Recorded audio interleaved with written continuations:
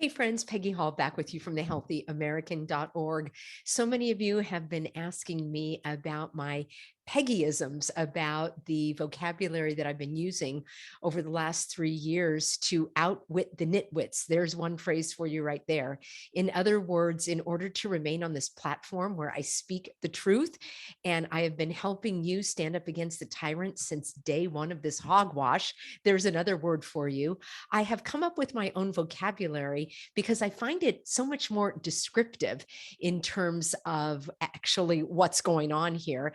And it's also injecting a little bit of levity into the conversation because what we are facing is so darn heavy. So I came up with a list of words. I've done this in the past as well, but I think I've added new vocabulary over the months, and you may need to include some of the words that I may have overlooked. So I'm going to share that with you in just a moment. So many of you have emailed me saying that you say these sayings with your loved ones. It's kind of funny. And I just wanted to bring you a whole list of what I've been saying over the last few years. Before I do that, I do want to thank the sponsor of this video. I'm so grateful that I have sponsors who see value in my messages and then want me to bring their message to you. So this one comes from my friends over at BioTrust, and we are going over to ketowithpeggy.com. These are products that I take, that I use, that I benefit from, and I hope that you will as well. So Americans' motivation for fitness has never been higher than this summer, because a shocking 42% of Americans have stated that they want a so-called beach body. Many are switching to a keto diet to try to reach these health goals. And I don't follow a keto diet, but what I do is I take the Keto Elevate, and I highly recommend taking this amazing powder. It's one of the most popular keto supplements on the market because it helps give you benefits of elevated ketones, even without following the highly restrictive keto diet, which means you don't have to eliminate carbs. And it's specially formulated to help boost your metabolism, control your appetite, and heighten your energy levels. You can try it today for up to 51% off, plus several other free bonuses. So order today by going to ketowithpeggy.com, or you can click the link I have for you in the description box below. If you've been seeing this message and you're like, I haven't ordered it yet, give it a try. There's a money back guarantee. There's free shipping, all sorts of bonuses. So that's at ketowithpeggy.com. Friends, what in the non-spinning world? Some of you don't like when I say that, and others of you are saying, I'm glad that you are using that expression. Notice that I'm never talking about the shape of the world. That's a conversation for another day. But I personally, in my own experience that I can see with my observable reality, is that I don't see the world spinning. I'll just put it that way. But that is one of the phrases that I use. I have a whole list here, and I'll read a few off my phone, and then I made a list as well. So as I say, I have created this vocabulary to outwit the nitwits. These censors on these public platforms are so sensitive, although I think that it has receded over the years. And I was shocked when some of my previous videos were given a strike and I was unable to upload. And if you get 3 strikes, you are out on this channel. And I want to maintain my presence here because I want to reach you, and I want to reach other people that are just stumbling across the channel. YouTube is a search engine, meaning if you type something into an internet search, for example, how to get a religious exemption, it's likely that my video might pop up on YouTube. But Rumble is not a search engine. Instagram is not a search engine. Facebook is not a search engine. And my daily messages I create and I broadcast and I publish them for you here because I want to reach as many people as possible. So that's why I am on this platform. I am on Rumble and BitChute and Brighteon and Instagram. I'm very, very rarely on Facebook. And I think my Telegram channel was hijacked. I really am never there personally. I know that a lot of my videos are posted there, but I feel like it's the Wild West, and I'm really not there at all. Okay, so to outwit the nitwits, I've come up with these words. And when in the very early days, when you could speak freely, I probably said things, like the suffocation device. I probably used that 4-letter word, but I think that it's more descriptive to actually refer to it as a suffocation device, or more accurately, a self-suffocation device. Because I don't know of anyone, unless you were pinned down in a hospital or a jail, you were arrested or something. I don't know of any situation, again, except for maybe in a medical setting, maybe you were unconscious or something, where somebody forcibly put that suffocation device on you. Now, I never did it. All right. I hashtag never have, never will. That's another one of my sayings, because I just don't swim in that sea of evil. That's another one of the expressions that I have. So yeah, the suffocation devices, I just don't go there.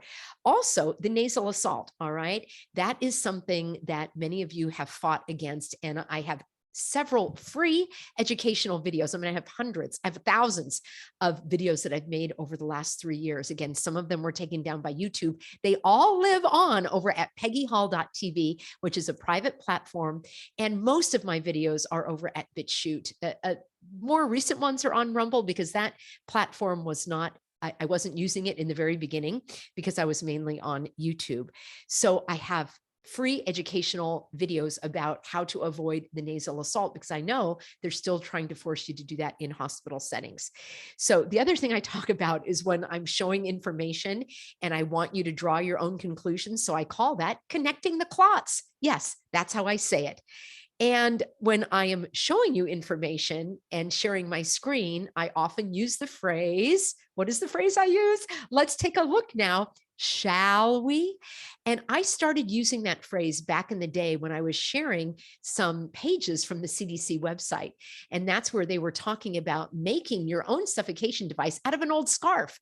And below this video, they had all of these, what looked like very official reports and studies and research that they were using to justify this idea of making your own suffocation device out of an old scarf. And apparently I was the only person who actually clicked through, which led me to a dead end. So I ended up doing an internet search for every single one of those studies that they were citing. And guess what? Not one of them had anything to do with the suffocation device. It was all a bunch of bait and switch. And that video got taken down from YouTube. It still lives on over at BitChute and on my private channel. And then when I went back to the CDC, they had scrubbed those pages. So I know that they're watching. Same thing for the FDA. I had shown a page where we hopped on over and I said, let's take a look now, shall we? At what the FDA says about the N95. And they took that page down after I exposed something very shocking, which they also took my video down. So I'm not going to say it right now, but it did have something to do with the efficacy and how, let's just say, whether or not it was proven to work for these types of situations. I'll put it that way. So yeah, shall we is probably one of my most well-known expressions.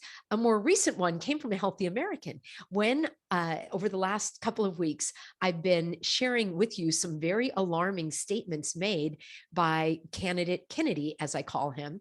And he threw his hat in the ring. And many of my Healthy Americans have been following his exploits and his information, his website, his interviews, his blog post, and all of that. And they were shocked when he said in his own words that he was fiercely pro cocktail. And one of my Healthy Americans said, gave him the nickname of Junior because he's RFK Jr. So now I just call him Junior. And if you're interested in that, I have several videos. Be sure to click on live as well as videos to see all of the broadcasts that I've done. I normally do live videos, are more common. All right. I also talk about the powers that shouldn't be, or the hogwashers, the puppet masters, the evildoers. And those are kind of all under the heading of the New World Disorder. So that's another one that I coined. I talk a lot about those people that belong to the nasal Schwab. Yeah, how do you like them apples for that name, for that evildoer? Nasal Schwab, he runs that group called the WEF. So all of those that have been following what he does, like Linda Yaccarino, who was or is the #2 person over at Twitter, she is a WEFer. And that's what I call them, WEFers. Okay, how do you like them apples? Let me look at my other lists. I may be leaving some out here.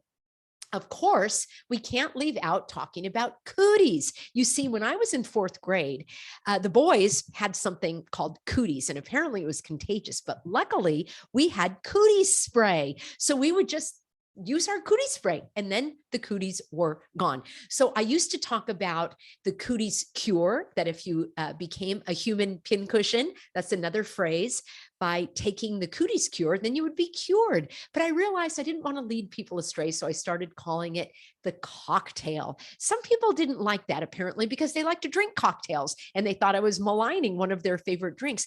But the truth is, these cocktails contain a whole mixture of things. So I think calling it a cocktail is the perfect word to use. Of course, I've spoken out against discrimination at the woke place. That's one of my favorite words that I've coined, because that's exactly what it is with their DEI, or should I say the DIE, the diversity exclusion. Actually, it's more like discrimination, exclusion, and indoctrination.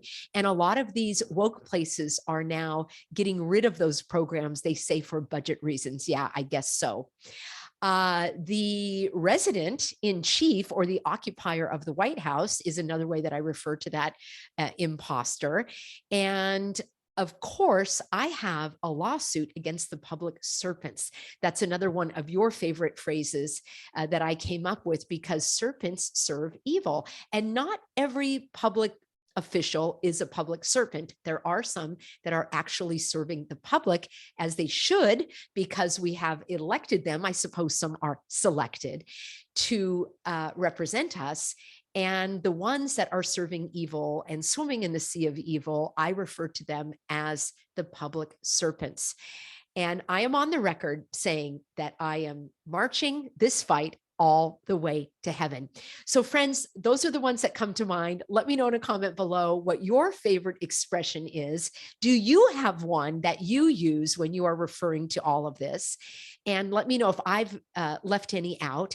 And I just want to thank you for being a healthy American. And that's probably my favorite expression of all.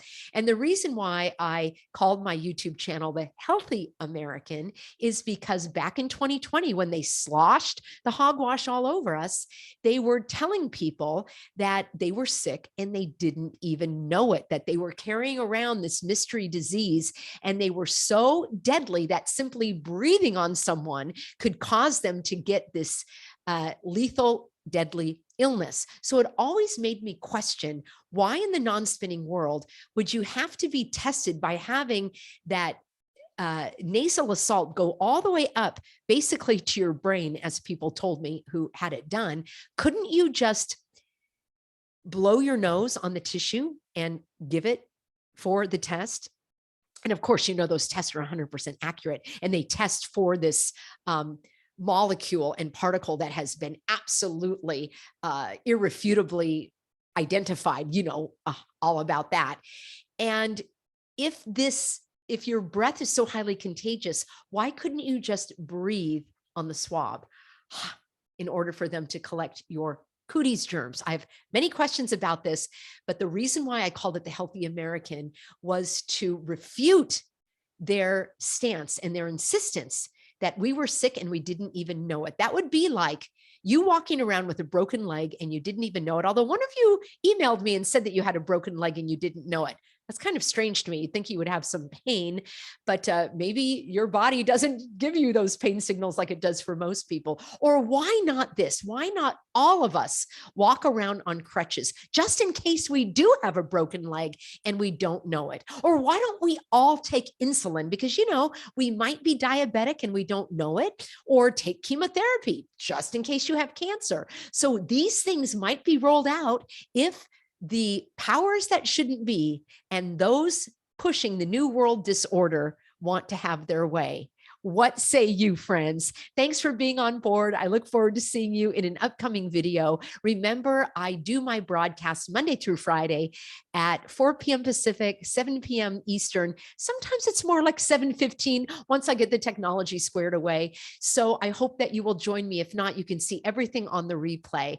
Thanks, everybody. I appreciate you, and I look forward to seeing you in an upcoming broadcast.